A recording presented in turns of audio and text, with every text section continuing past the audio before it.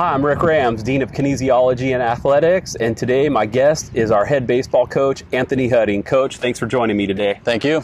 We're here to recap the transfer success of our baseball athletes from our 2009 team. Today we're going to be having an opportunity to sit down and talk with some of our athletes who are transferring. But first, Coach Hudding, talk about the success of our 2019 team, in particular, our transfer students.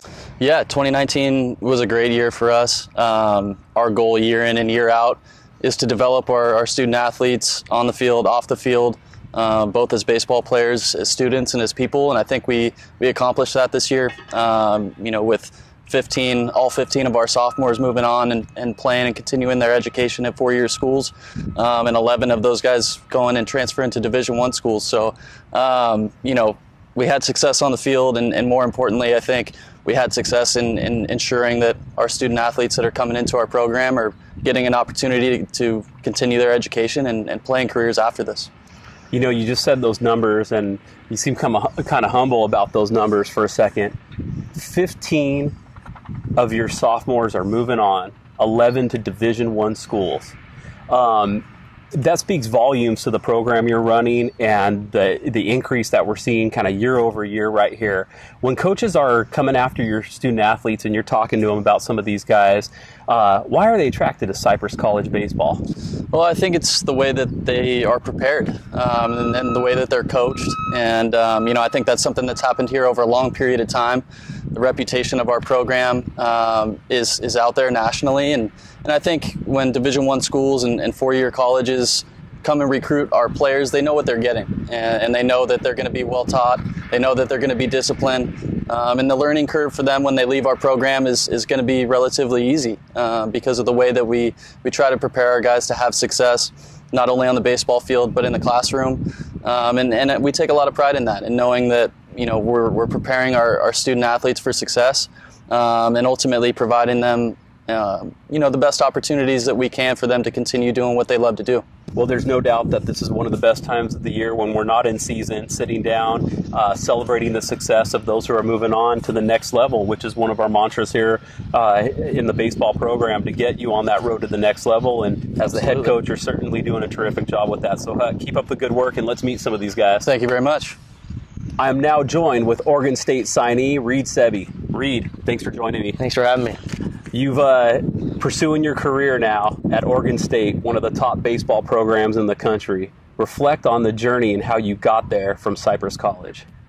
Yeah, Cypress was came into my freshman year not knowing what was going to happen or what I was going to do, what my future had for me. But I just came in and trusted the coaches and listened to all the advice and took it all in with a grain of salt and just put it to work.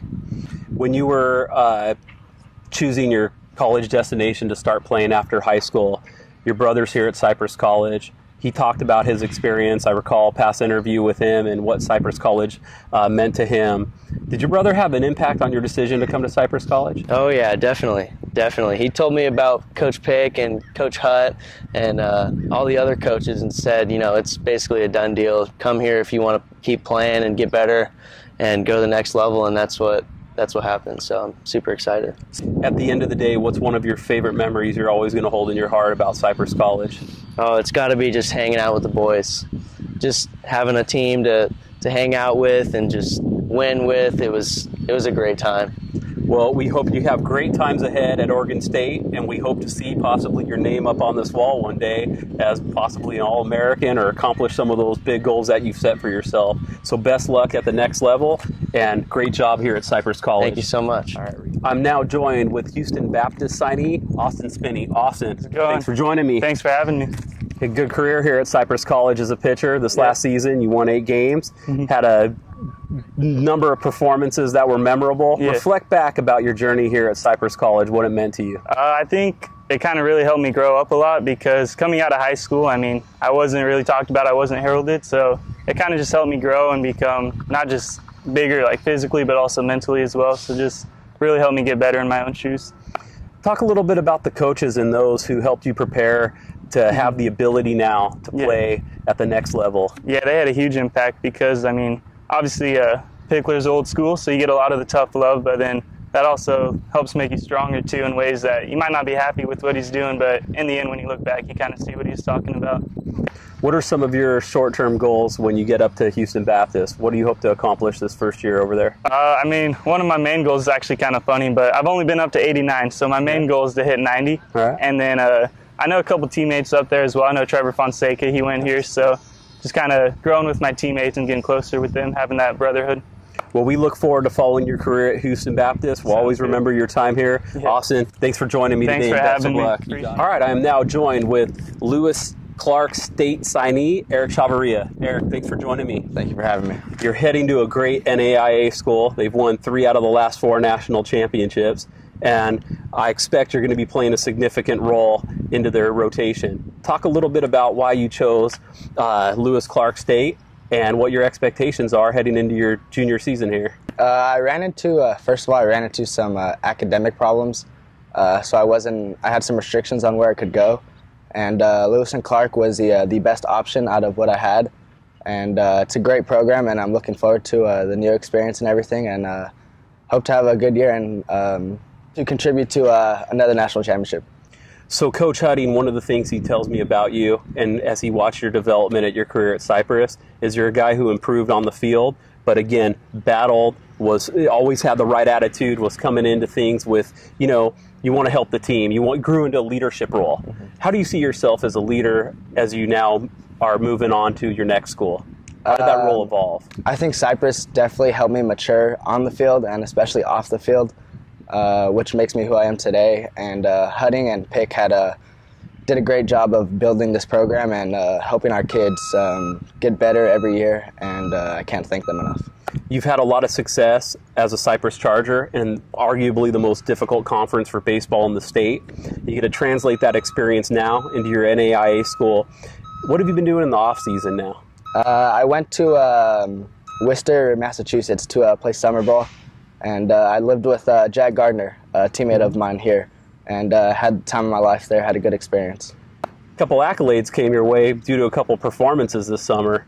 Been doing pretty well, huh? This summer was a good bridge for me. Helped me mature, helped me experience new things that will help me when I'm in Idaho by myself with I know nobody out there. It's going to be brand new. So I think going to Massachusetts was a big thing for me, and it helped me a lot. Eric, we look forward to following you. Keep up all the great work and best wishes. Thank you very much. Good job. All right, I'm now joined with Cal State Monterey Bay signee, Erin Halpert. Erin, thanks for joining me today. Thanks, good to be here. You played a key role in our offense this past season and had a bit of success last year with the Chargers and our team. Talk a little bit about how you got in position to eventually sign with Cal State Monterey Bay. I was just playing really hard, just doing my best to contribute to the team, and when it came later in the season and talking with Coach Pickler about where to go, Monterey Bay seemed to be a good fit. It's always been an interest of mine. And after talking to a couple other schools, Monterey Bay stood out the most. I took a visit, and I had a really nice time. Liked the coach, liked the campus, the field, and decided it was the school for me. What advice would you give an incoming freshman who's made Cypress College their destination? A lot of these high school seniors that are about to start classes here in a couple weeks are coming to Cypress College. They know the history. What would you tell them from your experience as you developed as a freshman and then saw a good deal of success as a sophomore? I would say that they would need to work hard. Some kids come here and they think they're automatically going to go somewhere because of the good history of Cypress College, but I think they definitely need to work hard and earn their role, because nothing's given in any program, but especially this one. And if the coaches see that they only care about themselves or things around that criteria, they're not going to be successful. So I would say work hard and be a good teammate. And coaches say you were a good teammate. And as you reflect back on your experience here at Cypress, what's one of the best memories you have? Best memories? I would say, now I forget what team we were playing, but it was a close game, and I was having a really good at-bat. And the umpire kind of messed up on one of my check swings and rung me up. And Coach Hudding came out fired hot, and he got himself ejected.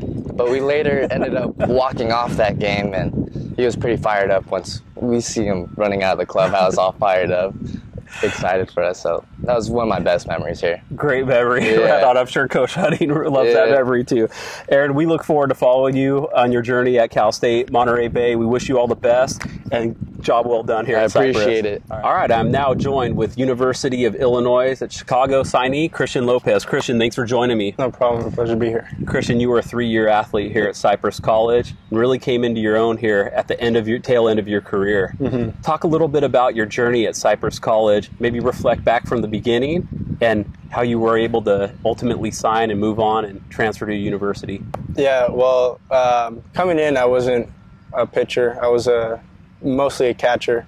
In high school, I pitched a little bit. I was pitcher-catcher, but coming into here, I just wanted to catch.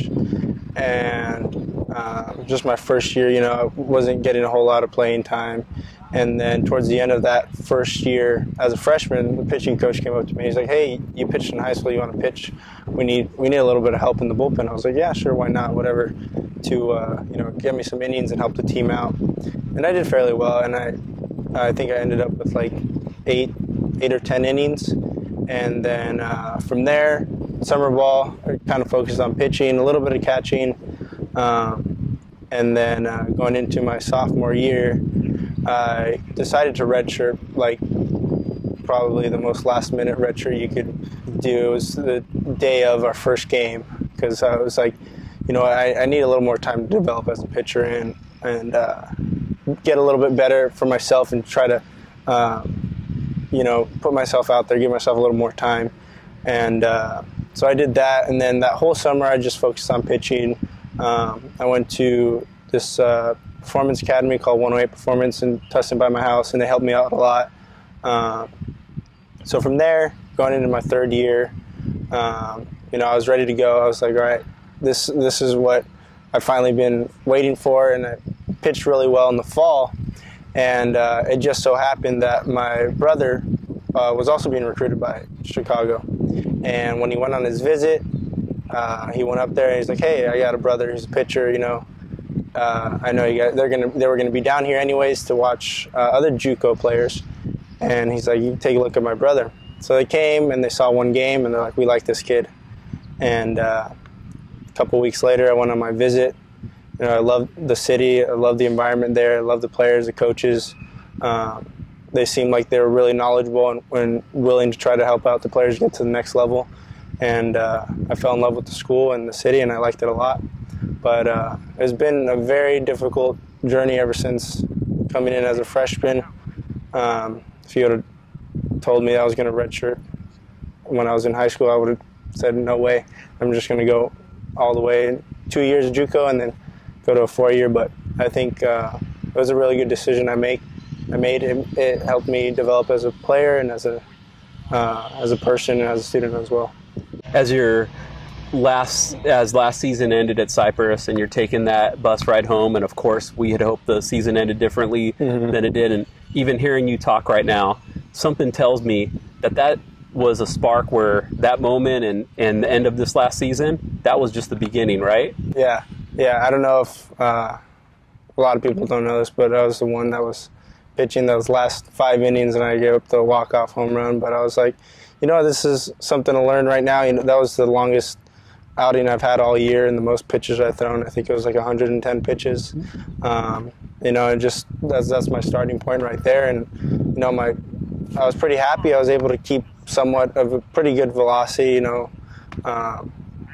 Just fluctuating a couple miles an hour, and I was like, I'm going to start from here and just get better and reflect on what I did right in that game and what didn't go right, and just try to fix those things for next year. In the rearview mirror of the Christian Lopez baseball career timeline, something tells me that moment's still at the beginning. We look forward to following your career. We look forward to seeing your growth and development, and keep working hard. We'd like to see your name and your likeness up on this wall one day. Me too. So keep up the good work. I will. Thank you. Christian, all the Appreciate best. it.